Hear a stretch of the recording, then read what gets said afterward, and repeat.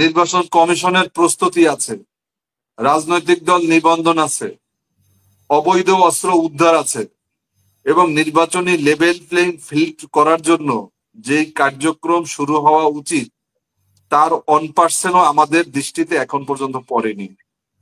তো যার কারণে আমরা চাই যে মাননীয় প্রধান উপদেষ্টা আপনি নির্বাচন যে ডিসেম্বরে হবে এরকম পরিবেশ পরিস্থিতি অতি দ্রুত শুরু করেন। এই ত্যাগ, এই কোরবানির মধ্য দিয়ে যে পরিবর্তন এসেছে আমরা বিশ্বাস করি আমাদের এই সময় যদি রাষ্ট্রের সংস্কার, রাষ্ট্রের যেই খাই খাই রাজনীতি এবং লুটপাটের যে গণতন্ত্র, আমাদের এই যারাই ক্ষমতায় যায় তারাই রাষ্ট্রকে দোষারোপের রাজনীতি, এটা বলে ওরা, ওরা বলে এরা, আসলে এদের পরিচয় লুটেরা। আমরা এই দোষারোপের রাজনীতি আমরা চাই না নতুন বাংলাদেশ। আমরা সবসময় একটা কথা বলি যে সংস্কার একটা চলমান প্রক্রিয়া, এটা শেষ করার কোন সুযোগ নেই। এটা শেষ ওই দিন হবে যেদিন দুনিয়া ধ্বংস হয়ে যাবে। দুনিয়া যতদিন থাকবে, রাষ্ট্র সমাজ যতদিন থাকবে, মানুষ যতদিন থাকবে, ততদিন সমাজ এবং সংস্কার চলমান থাকবে। এটা কোনোভাবে শেষ করা সম্ভব না। বিগত কয়েকদিন আগেই মাননীয় প্রধান উপদেষ্টা বাংলাদেশের রাজনৈতিক দলসমূহকে ডেকেছিলেন এবং ঐক্যমত্য কমিশনের একটা বৈঠক হয়েছিল। 105 জনের মতো রাজনীতিবিদ উপস্থিত ছিলেন, 26 জন আলোচনায় অংশ নিয়েছিল। আমি এই ক্ষুদ্র মানুষটা সেখানে কথা বলার সুযোগ পেয়েছিলাম এবং আমি বেশ কয়েকটি শব্দ উচ্চারণ করেছিলাম যা প্রধান উপদেষ্টা মহোদয়ের হৃদয়ে লেগেছে বা প্রশ্নবিদ্ধ করেছে তাকে। তার ভিতর অন্যতম হচ্ছে যে আগামী ডিসেম্বরের মধ্যে নির্বাচন দেওয়ার কথা তিনি বলেছেন, কিন্তু জনগণ বিশ্বাস করতে চায় যে তার এই বক্তব্য সঠিক এবং তিনি এই নির্বাচন করতে আন্তরিক। এটা আমি তার কাছে প্রশ্ন রেখেছি যে আপনি যে বলেছেন যে আগামী ডিসেম্বর নাগাদ নির্বাচন হবে, কিন্তু এটা আমরা বিশ্বাস করতে চাই যে আপনি সঠিক বলেছেন, কিন্তু নির্বাচন যারা করবেন বা নির্বাচন করতে গেলে যেই কাজগুলো করা খুবই দরকার এই কাজগুলো এখন পর্যন্ত শুরু হয়নি। আমাদের সামনে আজকে মার্চ মাস, সামনে মাত্র 8 মাস বাকি আছে। 8 মাসের আগে মিনিমাম 3 মাস আগে আমরা জানি এই তফসিল ঘোষণা সহ বিশেষ কাজ আছে, নির্বাচন কমিশনের প্রস্তুতি আছে, রাজনৈতিক দল নিবন্ধন আছে, অবৈধ অস্ত্র উদ্ধার আছে এবং নির্বাচনী লেভেল প্লেইং ফিল্ড করার জন্য যেই কার্যক্রম শুরু হওয়া উচিত তার 1% আমাদের দৃষ্টিতে এখন পর্যন্ত পড়েনি। তো যার কারণে আমরা চাই যে মাননীয় প্রধান উপদেষ্টা আপনি নির্বাচন যে ডিসেম্বরে হবে এরকম পরিবেশ পরিস্থিতি অতি দ্রুত শুরু করেন। আপনি বলেছেন যে সংবিধান সংশোধনের কথা বলা হচ্ছে এবং আমি আজকে ঐক্যমত্য কমিশনের পক্ষ থেকে এই যে কিছু কাগজপত্র আজকেও পেয়েছি, আমাদের বেশ কয়েকটি রাজনৈতিক দলকে দেওয়া হয়েছে আমাদের মতামতের জন্য। এবং বিগত সভায় আলোচনা হচ্ছিল যে প্রধান উপদেষ্টা বলছিলেন যে আমি এমন একটা পদ্ধতিতে আপনাদের কাছে আমার এই সংস্কারের বিষয়গুলোকে উপস্থাপন করব যাতে আপনারা মতামত দেওয়ার পরে একটা পর্যায়ে গিয়ে আবার অস্বীকার করতে না পারেন। মনে করেন আমি কাগজে দিলাম যে আমি প্রধানমন্ত্রী এবং রাষ্ট্রপতির ক্ষমতার ভারসাম্য চাই না, কিন্তু আমি সভা সমাবেশে গলাবাজি করলাম যে আমি প্রধানমন্ত্রী এবং রাষ্ট্রপতির ক্ষমতার ভারসাম্য চাই। একদিকে আমি চাই না বললাম কাগজে, আর একদিকে গলাবাজি করলাম, মানুষের হাতে তালি নিলাম চাই বলে। এরকম যেন আমরা করতে না পারি রাজনৈতিক দলগুলো, এজন্য উনি সবার কাছে ওই যে আমাদের নৈমিত্তিক যেই পরীক্ষা হয় যেমন ওই রকম আকারে কিছু প্রশ্ন আকারে দিয়েছেন। আপনি টিক চিহ্ন দিবেন, হ্যাঁ না অর্ধেক অথবা নতুন কিছু আমি চাই কিনা, এরকম। হুম। বাংলাদেশ লেবার পার্টির পক্ষ থেকে আমরা যে কয়টা কমিশন হয়েছে এর মধ্যে পুলিশ সংস্কার কমিশন আমাদের কাছে কোনো মতামত চাইনি। তাছাড়া সমস্ত কমিশনই আমাদেরকে চিঠি দিয়েছে। আমরা আমাদের একটা পরিষদ করেছি এই সংস্কার প্রস্তাবনা সুপারিশ কমিটি নামে লেবার পার্টি।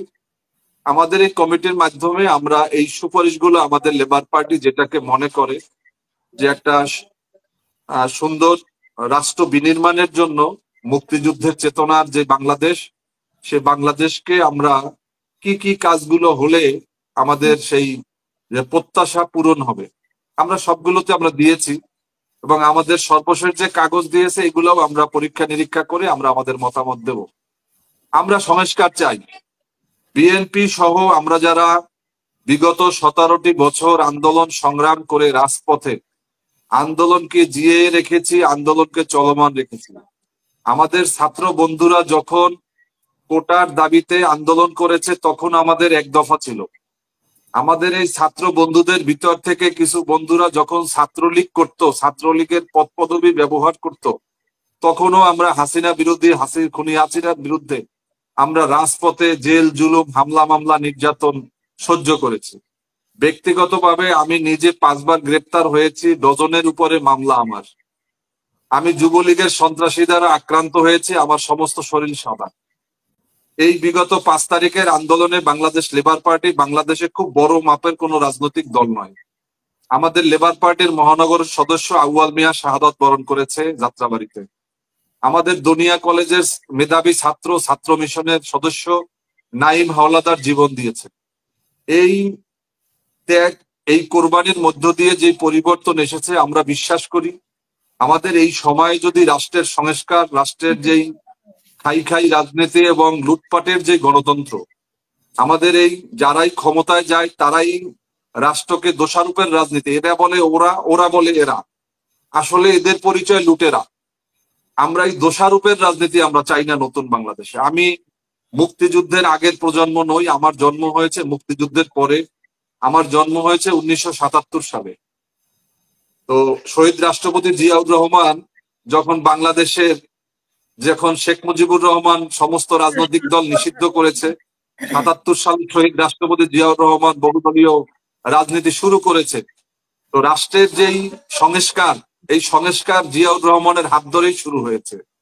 আমরা বিশ্বাস করতে চাই যে বিএনপির বর্তমান ভারপ্রাপ্ত চেয়ারম্যান তারেক রহমান তিনি বাংলাদেশের আন্দোলনরত সমস্ত রাজনৈতিক দলগুলোর মতামতের ভিত্তিতে তিনি 2023 সালে যখন এই ছাত্ররা আজকে যারা এনসিপি যারা করেছেন তারা যখন রাজনীতির নিয়েও চিন্তা করেন নাই, তখন আমরা সমস্ত রাজনৈতিক দল মিলে 31 দফা রাষ্ট্র কাঠামো মেরামতের তৈরি করেছি। আমরা বলেছি যে সংবিধান সংস্কার কমিশন করতে হবে, আমরা বলেছি গণমাধ্যম সংস্কার কমিশন করতে হবে, আমরা বলেছি রাষ্ট্রপতি এবং প্রধানমন্ত্রীর ক্ষমতার ভারসাম্য নিতে হবে, আমরা বলেছি যে বেকার ভাতা দিতে হবে। বলুন। হ্যাঁ, আমি শেষ করব। তো যার কারণে আমরা যে রাষ্ট্র কাঠামো মেরামতের যে 31 দফা দিয়েছি, আমরা 2023 সালের জুলাই মাসে আমরা এটা দিয়েছি। আমরা রাষ্ট্রের মেরামত যেমন চাই, সংস্কার চাই। আমরা বিশ্বাস করি যে একটা গণতান্ত্রিক সরকার ছাড়া এই সংস্কার গুলো এই লেজে গোবরে মার্কা সরকারের দ্বারা শৃঙ্খলার চরম অবনতি। ইতিমধ্যে আমরা কিন্তু এখন সর্বদলীয় সরকারে আছি, আওয়ামী লীগও সরকারে আছে, কেননা শেখ হাসিনার রাষ্ট্রপতি আছে এবং শেখ হাসিনার সচিব, বিচারপতি, তার আমলারা সবাই আছে এই সরকারে। যার কারণে এই লেজে গোবরে সরকারকে দিয়ে যদি আমরা মুখে বলি ফ্যাসিবাদ মুক্ত বাংলাদেশ চাই, আর ফ্যাসিবাদের দোসররা চেয়ারে চেয়ারে থাকবে, তা দিয়ে সংস্কার সম্ভব হবে না। এজন্য একটা জাতীয় সংসদ নির্বাচন দরকার, যেই নির্বাচনে জনগণ তার ভোট দিয়ে জনপ্রতিনিধি নির্বাচন করতে পারবে। এবং আজকে যেন এমন না হয়, আমাদের মোস্তফা ভাই বলেছেন যে এটা আজকের এই দলটি যেন একটা সেই রাষ্ট্রের পরিচালিত কোনো রাজনৈতিক দল না হয়, কিংস পার্টি না হয়। আমরা দেখেছি যে 26টা জেলা থেকে, আমিও গিয়েছিলাম আত্মপ্রকাশ অনুষ্ঠানে, কিন্তু 26টি জেলা থেকে বাস দেওয়া হয়েছে তাদের আসার জন্য। বিশেষ করে আমার বাড়ি পিরোজপুর, আমি পিরোজপুর 2 আসন থেকে ধানের শীষে নির্বাচন করেছি 2018 সালে। আমার সেই পিরোজপুরের ডিসি কে আমি বলেছিলাম যে আপনার এত করার দরকার ছিল না ওনাদের জন্য। আমরা সবাই সমান দৃষ্টিতে, আপনি দেখবেন পিরোজপুর থেকে যেই পরিপত্রটি আমরা দেখেছি, বাস দেওয়ার যেই তারা যে বাস দিয়েছে 5টি বাস, এতে প্রমাণিত হয় যে এই দলটি রাষ্ট্রের মদদে, রাষ্ট্রের পৃষ্ঠপোষকতায় এগিয়ে যাচ্ছে, যেটা এদেশের কোনো গণতন্ত্রকামী শক্তি, এদেশের কোনো রাজনৈতিক এবং দেশপ্রেমিক শক্তি প্রত্যাশা করেনি। আমরা ছাত্র বন্ধুদের কাছেও প্রত্যাশা করব, আসুন রাজনীতির ময়দানে জনগণের কাছে আমরা সবাই যাই। জনগণ যাদেরকে গ্রহণ করবে তারাই আগামী দিনে ক্ষমতায় যাবে। আপনাকে ধন্যবাদ এবং আমার প্যানেলিস্ট সবাইকে ধন্যবাদ।